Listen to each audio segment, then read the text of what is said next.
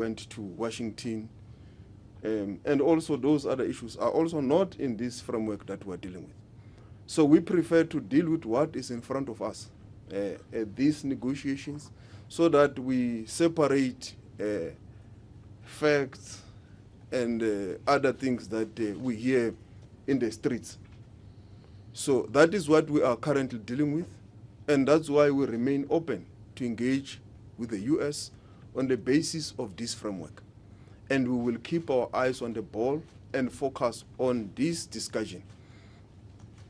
And with regards to the opening up and diversifications of markets, you will have noted that when we raise the issue of value addition at source and also beneficiation, we raise it with the U.S., but not only with the U.S., we raise it with all our trading partners. If you look at the European Union statement we had with them here in March, it has a paragraph dealing with value addition in South Africa with regards to extraction. But also at multilateral level, when we're in China at FOCAC, led by our president, we continue to raise the issue of value addition and beneficiation in the African continent. And in all bilateral platforms and multilateral platforms, including the G7, the president has not missed an opportunity to raise the issue of beneficiation at source. He raises in all multilateral platforms, and not just for South Africa, but for the African continent as a whole, that we have got almost the majority of the mineral resources that the world needs as a continent that must be beneficiated at source. And we have got a responsibility to ensure that this period of artificial intelligence and green economies and so forth does not leave Africa behind. And South Africa has got a bigger role to play as a member state of the African Union through the Africa Free Trade Area, but also as a member of various multilateral organizations to continue to champion this issue. So we will raise this at a bilateral level and also at multilateral platforms. And it is in this regard that we see our relationship also with the U.S. remaining very important at a mutual beneficial relationship that must be mutually respectful and beneficial. And that is how we'll continue to engage. That's why we will continue with the engagements with them, despite all the difficulties and uncertainties that we are encountering, because livelihoods, jobs, the economy is at stake, and we have to manage that in a responsible way. And as Minister Tawe has said, we are not in the sprint or game of political scoring. We have seen the political parties doing cheap political scoring on this matter that involves the lives of our people, particularly some of the partners in the GNU, which does undermine this process. Because our view is that when you are dealing with such complex issues, all South Africans should speak in one voice, in the national interest, whether opposition or in the GNU or in government or outside government or NGO or in business. We must all speak in one voice to promote the national interests of South Africa. Because if there are any implications, all South Africans will be impacted. So we all have a responsibility and a duty to protect and promote the national interests of the country. So that is the approach that we have taken, to be measured, to be responsible, to be very factual, to focus on the goal. And the goal is to, at some point, hopefully, find some agreement with the U.S. government on the unilateral tariffs that they've imposed to us, which have also been imposed, by the way, to many countries across the globe. It's not only a South African phenomenon.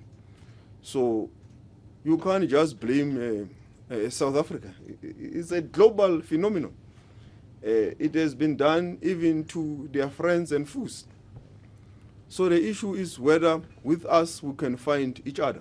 And that is what we are working on to hopefully at some point find each other with them on this issue. Thank you.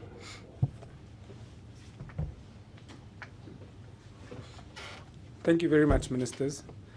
I'm going to take another round of questions. I'm going to just request that if there are any on the virtual platform, can we indicate?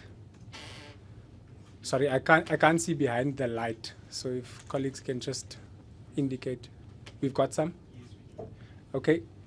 Can we read those out first, please? Okay, thank you, Chair. We do have questions from Omachi from Business Day. The first one, what is the way forward in terms of appointing a U.S. ambassador? And then the second one, did President Ramaphosa make calls to try and secure a trade deal for South Africa with the U.S. last week?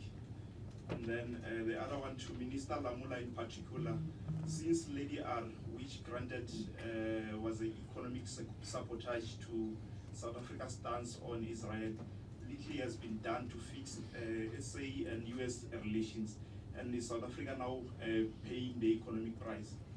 And then the other one, the agricultural industry, specifically the citrus sectors, they are saying that they have not been consulted at all. And then the other questions come from SABC, Lihlohonolo. The first one, are the ministers at liberty to disclose their trade proposal to the US? And the final question also, is this not an opportunity for South Africa to rethink its international allegiances, in particular with Iran? Are those all from the virtual? Okay. Any more inside the room? I'll note 3 from inside the room. Let's go with Ndogozo. Gentleman in the grey jacket at the back, and gentleman over here. If you can start the side, please. Good morning, Ndogozo from South Africa. I don't know if Minister Dal can give us any insights on sort of how the support desk has worked since it launched, these sort of businesses that we are seeing come on there, as well as in terms of township businesses that were getting export ready. Will the Transformation Fund dip in to assist them get into that export market? But also a slight change in the sort of language that we used when it comes to describing the support desk. Before it was launched, it was clear that the focus really was on U.S. tariffs, and now it seems the focus is on the rest of export markets while still assisting with the U.S. tariffs. If we can get maybe just clarity if there's a change in where our focus is as we continue the negotiations with the U.S. And then to Minister Lamola, you mentioned something about speaking to the Competition Commission. Do we have any of that concern around fast-tracking intra-Africa trade and getting the agreements going? Because it does take time to make things work. Will there be any competition issues on the continent? Thank you. Colleagues, so what I'm going to do is I'm going to just, because there's quite a few questions now, I'm going to allow the team to respond. Ministers, I'll also allow you to defer to your technical teams in this round, if you so wish. And then we'll come back for one more round at the end of that. We are checking the ambassador.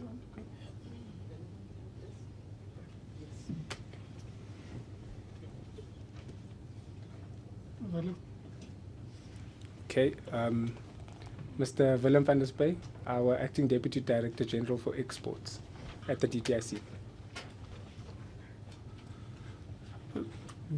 Good morning, everyone. From the help desk side, it became active on Friday, and we've been fielding some calls from exporters specifically. Most of the exporters have been from the Western Cape. The key questions that there was clarification asked is with regards to when the tariffs come into effect.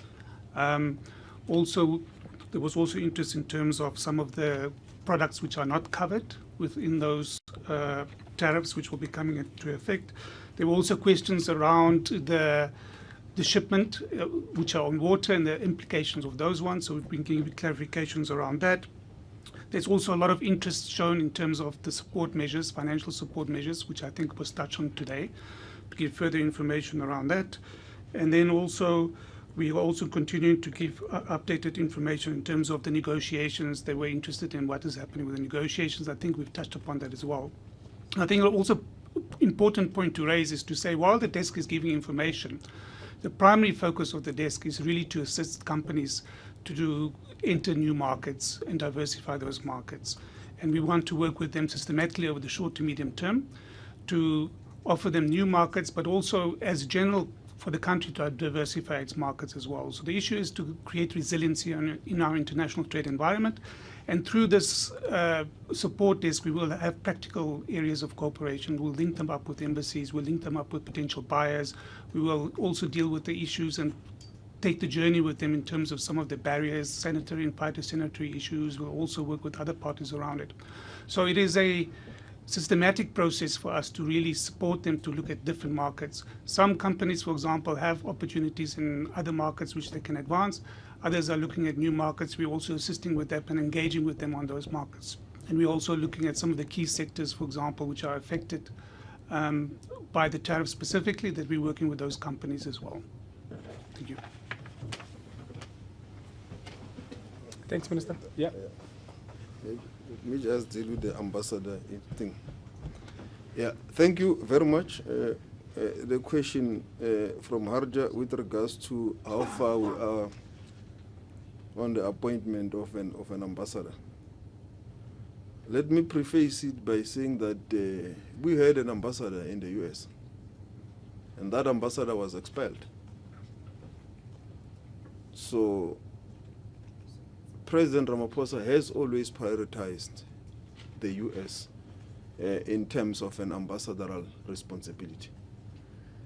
So the fact that our ambassador was expelled means that the new process to appoint the ambassador will not be as easy as it will have been when an ambassador would have not been expelled. We have to take all careful consideration, all due diligence, and I can confirm that that process is at an advanced stage, and the President at the right time will announce who will become the ambassador of South Africa in the U.S. But I will mention that this will not be dictated to by anyone to the President. He will do so in line with his powers as provided for in the Constitution. Obviously, he may consult whoever he may deem necessary and prudent to consult to appoint this ambassador. But